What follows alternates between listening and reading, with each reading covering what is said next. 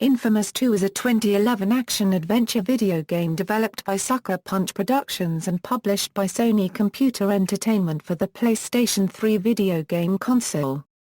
Announced on June 4, 2010, it is the sequel to the 2009 video game Infamous. The game was released in North America on June 7, 2011, in Australia on June 9, 2011, in Europe on June 10, 2011 and in Japan on July 7, 2011. Gameplay, plot, setting: Infamous 2 takes place in an alternate 2009, where people with superhuman abilities, called conduits, exist created by a device called the Ray Sphere. The Ray Sphere unlocks these abilities in rare humans who possess the conduit gene by siphoning away the energy of regular humans, killing them. The first such event granted electric-based abilities to Cole McGrath, but devastated his home of Empire City. The event is part of a scheme instigated by Kessler, revealed to be Cole from an alternate future where a creature known only as the Beast has ravaged the world. Kessler fled the Beast with his family and they died as a result, forcing Kessler to use his newest power to go back in time and better prepare the Cole of the present. Clandestine organizations attempt to create and use conduits for their own purposes and see Cole as one of the most powerful, attempting to gain his aid or eliminate him. Story: in the month following the events of Infamous, Cole prepares to face the Beast, an entity of untold power whose coming was foretold by Kessler. Cole and his friend Zek meet with NSA agent Lucy Kuo, who tells them she can lead them to Dr. Sebastian Wolf, a scientist who worked on the development of the Ray Sphere which granted Cole his powers, and who claims he can make Cole even stronger. As they are about to leave, they are confronted by the Beast. Cole fights the Beast but proves to be no match and is severely weakened as a result. Cole, Zek and Kuo escape to Numa Rays to find Wolf while the Beast pursues them, completely wiping out Empire City and destroying everything in its path. In Numa Rays, they find the city under the control of wealthy industrialist Joseph Bertrand III and his anti-conduit militia. Aware of Cole's arrival and abilities, Bertrand wages a propaganda campaign against him. Before Cole can meet Wolf, his lab is destroyed, spreading blast shards across the city. Wolf survives the explosion and explains to Cole that by finding and absorbing the power of the blast cause he can boost his powers to a point where he can activate the RFI which would allow him to weaken the Beast. Wolf is captured by the militia and a rescue attempt fails, resulting in Wolf's death and Kuo's capture. Cole and Zek meet two new allies, Larok, leader of an anti-militia resistance group, and Nyx, a conduit who dwells in the swamp. Together they locate Kuo trapped in a facility where she had been infused with ice-based abilities. Cole frees her but inadvertently unleashes an army of mercenaries also imbued with ice powers. Cole and his allies attack Bertrand's operations before eventually learning that Bertrand is himself a conduit, able to transform into a building-sized monster and convert humans into monstrosities. In the past, he had used a Ray Sphere to gain abilities, believing himself destined for greatness. The activated Ray Sphere kills many but also grants Nyx her abilities. Disgusted by the powers he receives and now believing conduits to be evil, he attempts to incite a conduit genocide using the power of the conduit mercenaries he helped develop to instill fear in the populace. Meanwhile he uses his monsters to justify the protection of his militia de Numa Rays. Cole and his allies eventually coax Bertrand into again transforming, where he loses self-control. Cole is able to kill Bertrand, ending his plan.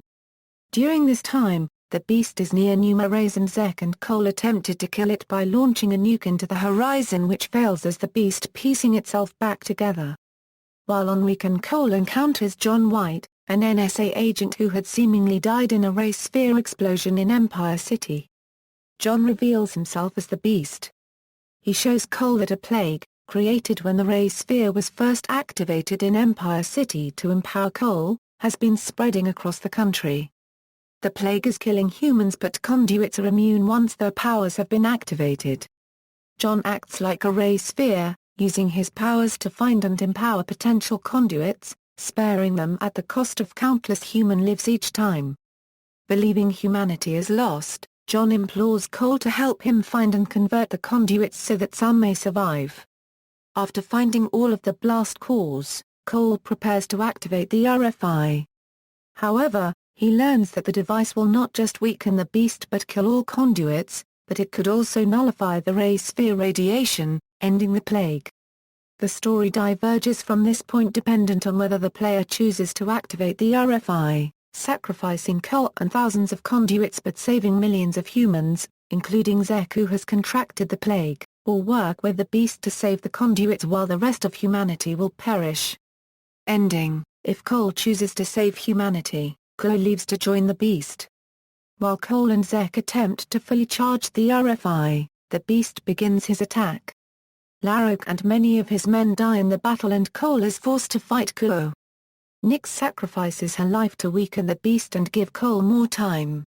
Cole gets the RFI fully charged, but before he activates it, he engages the beast one more time and triumphs over it.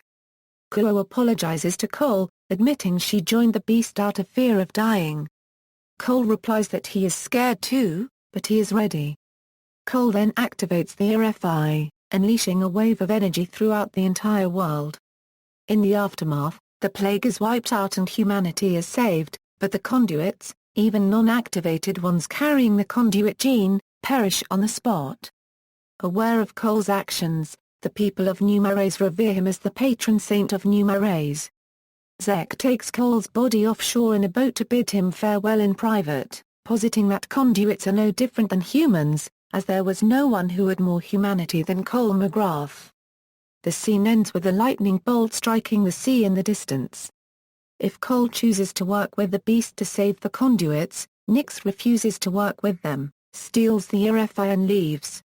Kuo gives chase while Cole and the beast rampage through Numares in pursuit.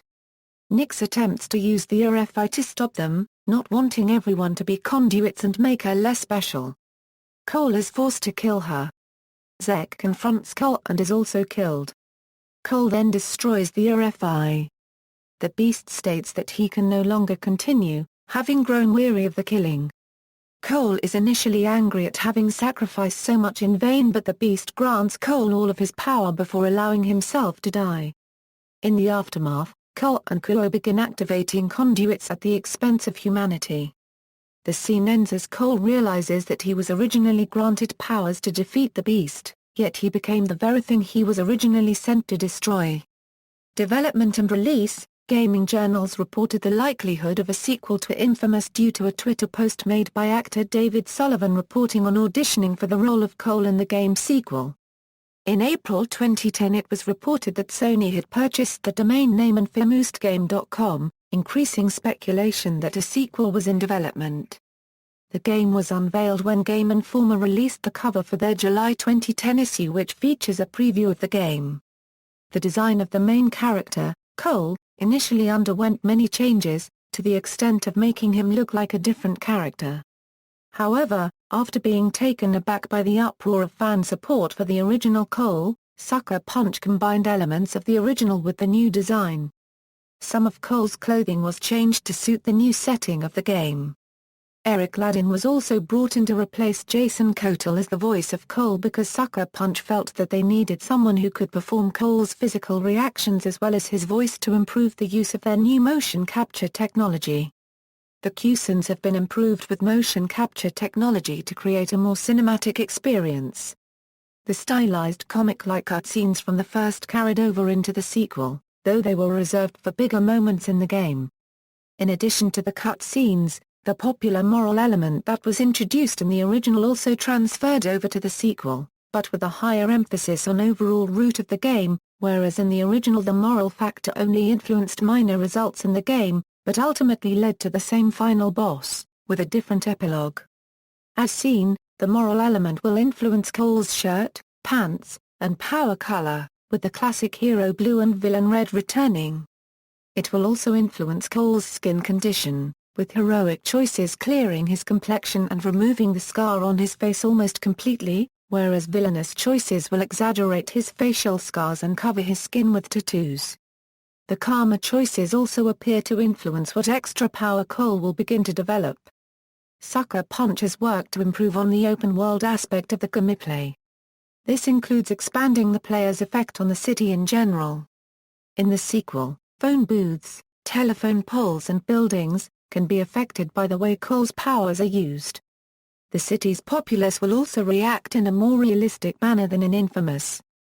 The melee combat in the game has been redesigned from the original, changing the experience to be more smooth and involving. Cole's powers have also been reimagined to include the use of the ice and fire elements. Sucker Punch also insinuated that the player's ethical decisions in the first game may also affect the second, saying that they wouldn't want to disappoint fans who may have spent hours earning their reputation, but would also need to factor in if the player had not played the first game. Sucker Punch was using around 30% of the cell processor by the end of Infamous, and that for Infamous 2, they were creeping up over 50 and 60%, because they know how to put things onto the cell processor. On March 1, 2011, Sucker Punch announced a mission creation feature for Infamous 2 that had been in development since 2009. A limited beta for testing this feature was released in April 2011, and details for signing up for the beta became available on the official Infamous website on March 13. On October 2011, it announced that PlayStation Move support would cover the whole game, and as part of an update which will come out sometime after Infamous, Festival of Blood is released, along with a new QScene creator tool for the UGC creator. Releases: Hero Edition. On February 18, 2011, a Hero Edition was announced for pre-order, including a Cole McGrath statue, a sportable sling pack modeled after Cole unregistered trademark S, the Infamous #1 mini-comic from DC Comics, the Infamous 2 Red soundtrack, and a voucher code, which unlocks new content from the start of the game based on retailer. DLC includes the 24K Gold Amp, a Kessler skin, the Lightning Hook power, and the Electrocution Grenade power. Also, 2 skins are available, including a Kessler and the Infamous jacket from the previous installment. Another DLC pack has been released featuring a Reaper skin from the first game and 3 alternative models for the Imp, including Sly Cooper's cane, a samurai sword and a caveman club. The Hero Edition from Amazon came with all of the DLC except for the Stalker grenades and the Sniper blast powers and the 3 extra subway missions, which are now all available via the PlayStation Store. Infamous, Festival of Blood. On August 16, 2011 at Gamescom in Germany, Infamous, Festival of Blood was announced as a downloadable title heading to the PlayStation Network. It will be a standalone game and does not require Infamous 2 to play. Vampires have swarmed Numares, and revered superhero Cole McGrath has been bitten. To save his soul and the city he has just one night to find and kill the head vampire. Showing a clear adult emphasis, the first trailer showed Cole as a vampire biting his victims as blood sprayed from the wound. As such, Festival of Blood was suspected to be rated mature and 18 by ESRB and PEGI, respectively, although new trailers show ESRB-T and PEGI 16 ratings like its predecessors. It has been confirmed that the game will feature new missions, themed environment settings, plus new characters and enemies. Also, it has been stated that Festival of Blood will explore the darker side of the Infamous universe. It was released on October 25, 2011 in North America and a day later in Europe. Infamous Collection, Infamous 2 A along with Infamous and Infamous, Festival of Blood A was released on August 28, 2012 as part of the Infamous Collection under Sony's new line of PlayStation collections for the PlayStation 3. Reception: Infamous 2 has received highly positive reception from critics. Based on 90 reviews, Infamous 2 currently holds a Metacritic score of 83/184.37% on Game Rankings based on 64 reviews. Infamous 2 was well received at IGN when it was reviewed by Colin Moriarty, who awarded the game a score of 9 out of 10. Moriarty praised the game's long play time, deep story and updated graphics, but criticized the camera during melee combat.